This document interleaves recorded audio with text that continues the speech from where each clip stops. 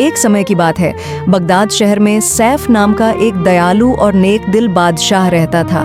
लोग उससे बहुत मोहब्बत करते थे, लेकिन उसकी आंखों की ठंडक, उसकी जान, उसकी प्यारी बेटी शहजादी हुमैरा थी, जो परियों जैसी खूबसूरत, नाजुक और मासूम थी। बादशाह उसे दिल से चाहता था और उसकी हर चाहत तुरंत पूरी कर देता था। एक रात बादशाह ने रोज की तरह खाना खाया, बेटी को प्यार किया और अपने कमरे में चला गया। कुछ देर बाद अचानक उसकी तबीयत बहुत बिगड़ने लगी। वह मुश्किल से कमरे से बाहर आया। पहरेदार ने उसे ऐसी हालत में देखा तो जोर से चिल्लाया, बादशाह सलामत की तबीयत बेहद खराब है, शाही हकीम को तुरंत बुलाओ। ये आवाज सुनकर शहजादी हुमैरा घबरा गई और दौड़कर अपने पिता के पास पहुंची। बाबा, आपको क्या हो गया? बादशाह बहुत दर्द में था। हकीम ने आकर कहा, दिल का बहुत तेज दौरा पड़ा है। तभी बादशाह का भाई जलाल और उसकी बीवी नौशीन भी खबर सुनकर आ गए। शहजादी रोते हुए बोली, देखिए ना, मेरे बाबा को क्या हो गया।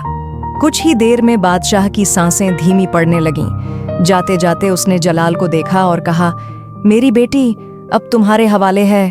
और कुछ ही पलों बाद बादशाह ने आंखें हमेशा के लिए बंद कर लीं।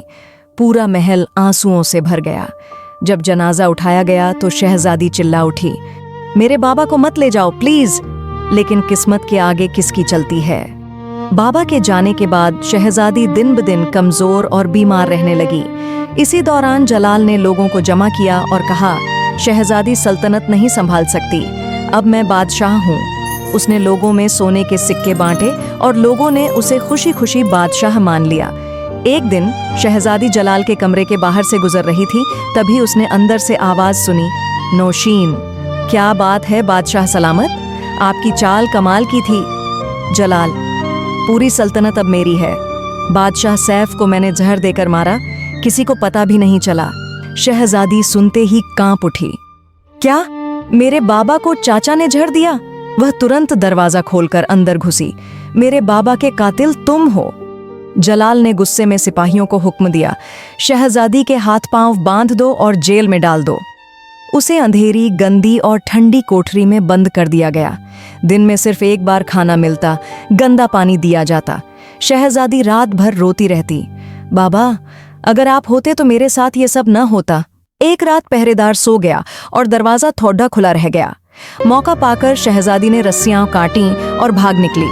वह दूर एक वीरान जगह पहुंची, जहां सिर्फ एक कच्चा सा घर और बाहर आग जल रही थी। सामने एक बूढ़ा आदमी मछली पका रहा था। उसने प्यार से पूछा, बेटी भूख लगी है क्या? खाना खाने के बाद शहजादी ने अपनी पूरी कहानी सुनाई। बूढ़ा बोला, बेटी तुम जितना चाहो यहाँ मेरी बेटी बनकर रह सकती हो। शहजादी की आंखें भर आईं। मेरे बाबा के बाद पहली बार किसी ने मुझे बेटी कहा। उधर महल में अफरा तफरी मच गई। हुक्म हुआ, शहजादी को जिंदा या मुर्दा हर हालत में वापस लाया जाए। लेकिन सिपाही उसे ढूंढ नहीं पाए। शहजादी ने बूढ़े से कहा, मैं सिर्फ एक काम चाहती हूँ, अपने बाबा की मौत का बदला। लेकिन मैं बहुत कमजोर हूँ, लड़ना भी नहीं जानती। बूढ़ा मुस्कुराया, आओ मैं तुम्हें एक जंगजू बनाऊंगा। वह उसे 5 साल तक तलवारबाजी, तीरंदाजी और जंग लड़ने की ट्रेनिंग देता रहा। 5 साल बाद हुमैरा अब एक बहादुर योद्धा बन चुकी थी। एक दिन बाजार में ढोल बजते हुए ऐलान हुआ, शहजादा आसिम ईरान से तालीम पूरी करके लौट रहा है। हुमैरा को अपना बचपन याद आ गया, लेकिन फिर गुस्से में बोली, जैसा बाप वैसा बेटा। शहजादा आसिम रास्ते में था कि अचानक हुमैरा ने नकाब पहनकर उस पर हमला कर दिया। आसिम बोला, अगर तुम्हें मेरी जान चाहिए तो ले लो, लेकिन मेरे सिपाहियों को छोड़ दो। हुमैरा उसके रहमदिल होने पर हैरान हुई। उसने सिपाहियों को जाने दिया और आसिम को पेड़ से बांधकर जहर मिला पानी दिया। आसिम मुस्कुराया, अगर अल्लाह की यही रजा है तो मुझे मंजूर है। हुमैरा के हाथ कांप गए। वह रो पड़ी, मैं किसी की जान नहीं ले सकती। उसने आसिम को आजाद कर दिया। फिर उसने सच बताया, तुम्हारे पिता ने मेरे बाबा को जहर दिया था, मुझे कैद रखा गया, भूखा रखा गया। आसिम बोला, अगर ये सच निकला तो मैं तुम्हें जरूर इंसाफ दिलाऊंगा। वह उसे लेकर महल आया। जलाल ने बेटे को गले लगाया, मगर नकाबपोश औरत को देखकर पूछा, ये कौन है? मेरी नौकरानी है बाबा, आसिम ने कहा। अगले दिन जनता को जमा किया गया। जलाल ने अपना ताज उतारकर आसिम के सिर पर रखा, लेकिन आसिम ने कहा, इस ताज का असली हकदार कोई और है, और उसने ताज शहजादी ह्यूमेरा के सिर पर रखा। हॉल में हलचल मच गई। ह्यूमेरा ने अपना नकाब उतारा। अरे, ये तो शहजादी ह्यूमेरा है।